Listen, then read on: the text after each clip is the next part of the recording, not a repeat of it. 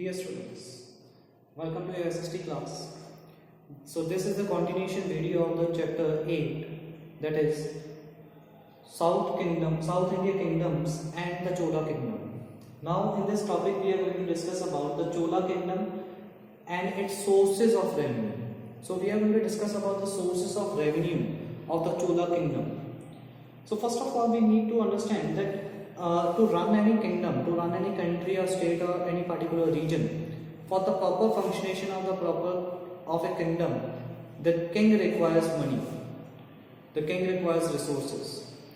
So automatically it would be the people, those who would be providing the king the money that he requires for setting up the development activities and making the infrastructure available to the people. So first of all, land revenue was fixed at 1/6 of the total produce.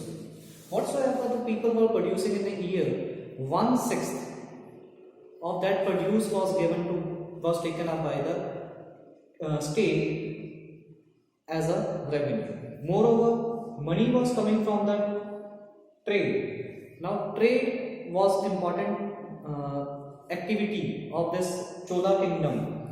And taxes were taken from the trade activities, mining activities, handloom industries, and customs and duties were imposed on the imported goods.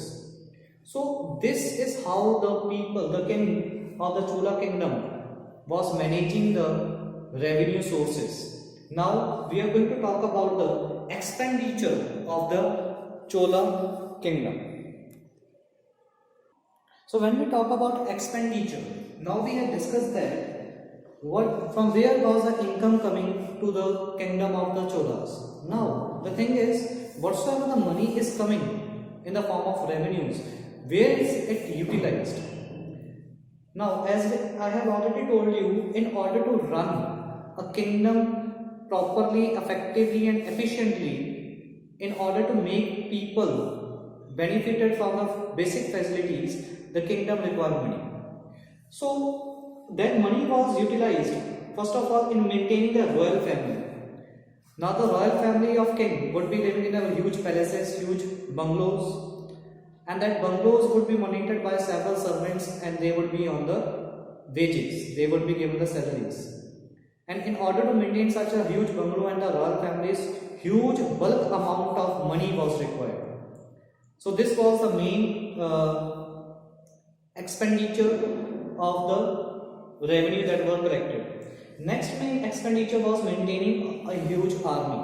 Now as we have known that the Chola kingdom was under a great threat from the north as well as from the south.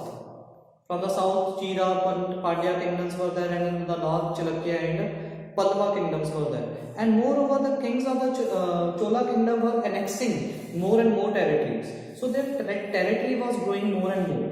And in order to protect such a huge territory, they would be requiring more and more army. In order to annex more territories, they would be requiring more army, and in order to protect themselves as well. So that army would not be free of cost. The king had to pay salaries to them. So the revenue that were collected from the people were invested on the army and navy as well. So when we talk about navy, under the rule of Raja I and Rajendra I, the king was having great navy forces, because we know that they have attacked on Sri Lanka and that could not be possible without the navy forces. So they were having the trained, skilled men in the navy as well, and their training also need money, need investment.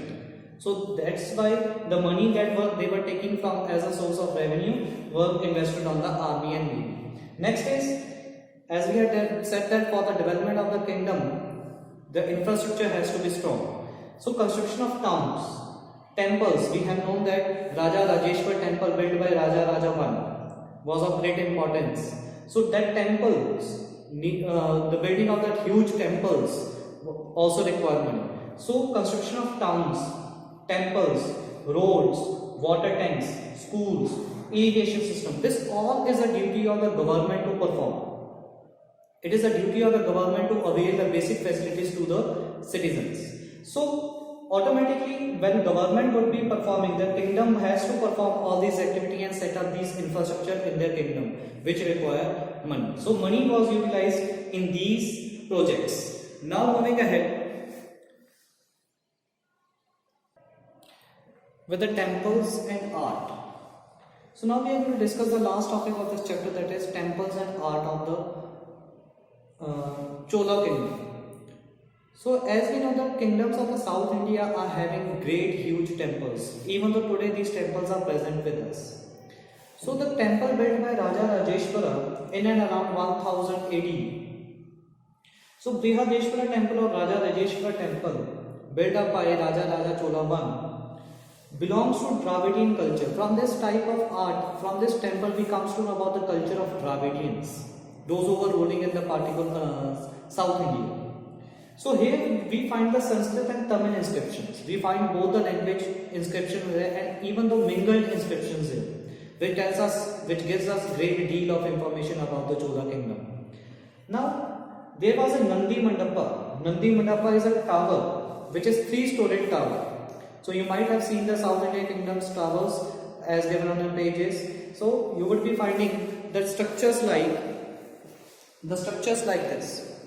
So you would be finding the structures like this, on which the saffron type of art is done here.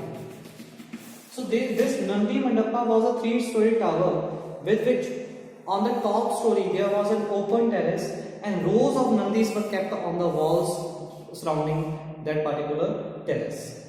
So this was, from here we come to know about, from the temples and art we come to know about their richness in the culture, their richness in the art, their richness in the beliefs, their richness in the culture and their richness in the literature as well.